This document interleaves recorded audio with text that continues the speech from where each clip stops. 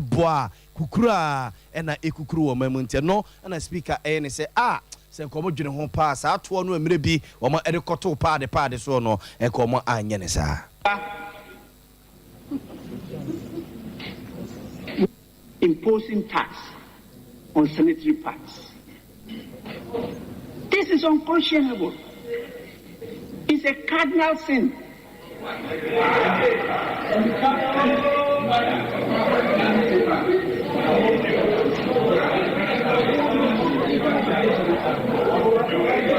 Shouldn't have allowed it at all. This house shouldn't have allowed it.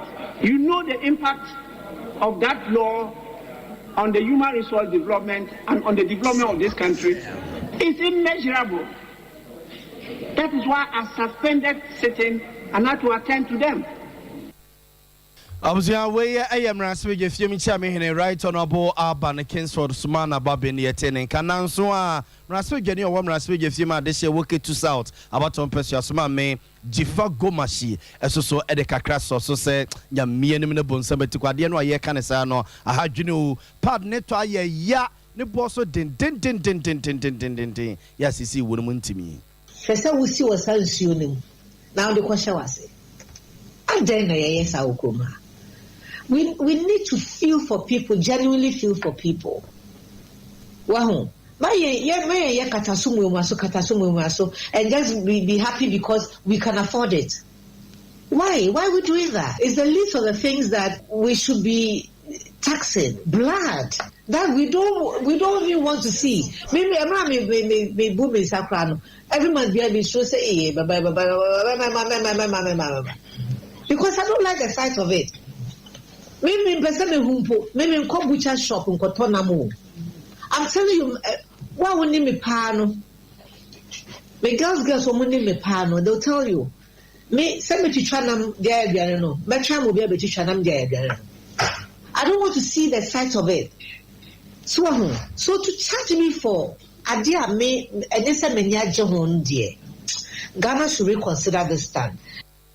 Why am raspe jeni o wam raspe je fiema de se woke to south abaton pesuasoma me jifa gomashi.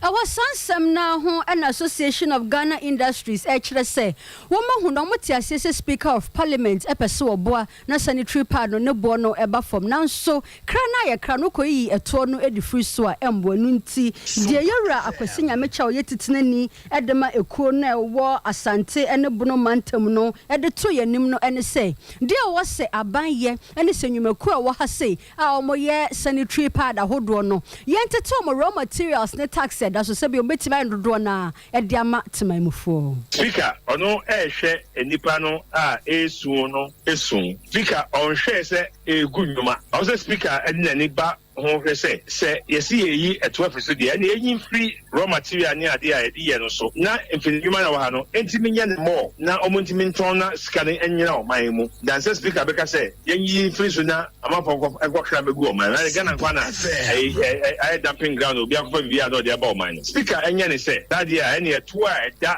raw material ne so no yin free ho na amafo ntimi produce ne more to produce the more our man more na enwuma so aba dan say be kasi ye to the so kra ama eto bia na so na and say company nyina obegu no and the speaker bia onyan hu ho and the speaker no ye be man ye press a brief debi ama na kan o kan a ye so obeti ase sa pepe because ye to na aban na gigide aboa o man Onim de fo kasa ye titine de ma Association of Ghana Industries ne fa wo asante ene bunu mantam abuzia ye entity ababato ya pono so chese school feeding caterers no a omode omunyuma gu form se nyade omo no anuane de ama ye mane biewu no na nyina ye ka na ababedimu ni aban chese bo a wabo mfi taduku se enyade obetotu ade ni mu ama omfi se na omo ema no omo no anuane no fi se sa 90 pesos se 1 cedi no a aban se wode ba akoda bia akohoma no na esuadodo ne wo ba ube one city amane se won fan ko school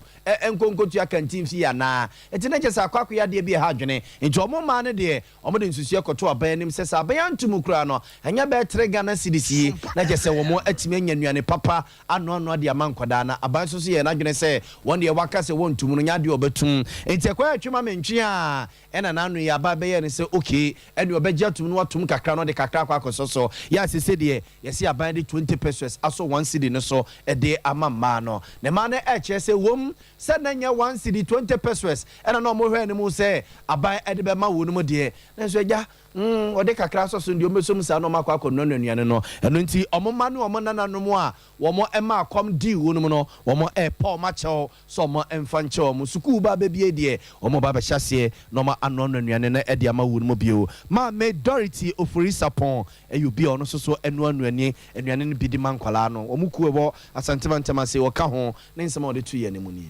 ye ka che gender for no se ye na kete na last year kete no muntia maye nto muntia maye ya ba left ba nto muntia ya na ya left ye be 1 week eko 2 weeks mpo na no nse bibi atwecha empenfo bi ne ye kasa se so ni amode kete na maye ni yambra form na ye hwe ye kankan no nti ya ba form se ye be sin akọ nuane no na mom sika na akem no ene aketua ntum no so omunhwe nti eno so ye guso aye ka ho asem Minister no propose 1 to the 20 pesos. So yan change say adabra Sompa.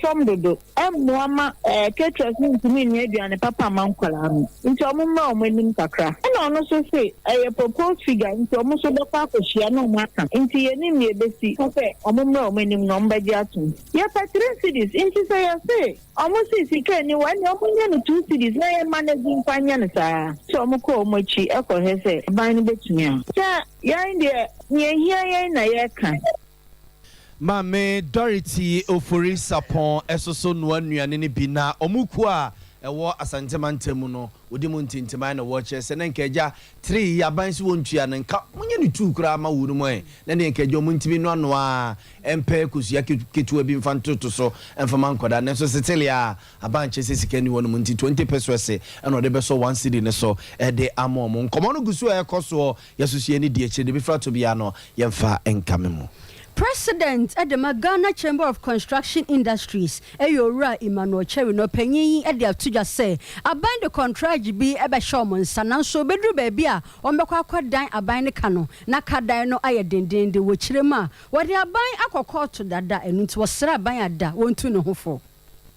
Yes, sir, so court yeah, contractor no be ya court dada. Ya di judgment. And so ya can man send ya can aban so ya can onti onisika. Inti judgment no onsa. Now so when so be for half eye for no akoye bwachi bidin. Uko ji minister ni car ana the chief directors ana directors omuka. Uko tokura entimeter 1% of that particular project man say amount no. And these are some of the challenges we have been faced as industry players. And yes, so court the judgment. Our judgment is here. I was some time ago. Big Edu, Koji judgment. I could fact minister and they cast me away. Immediately they find money to pay. The same applies to others as well. But the see and the judgment are contractor for years and a dot to bet me up for the various communities are contractor for years Jumanu free site. You know, their communities no more rising against the local authorities. Special local Musua government to find money to continue those projects and finish them. Shouldn't leave it to the contractors alone. Should all be collective.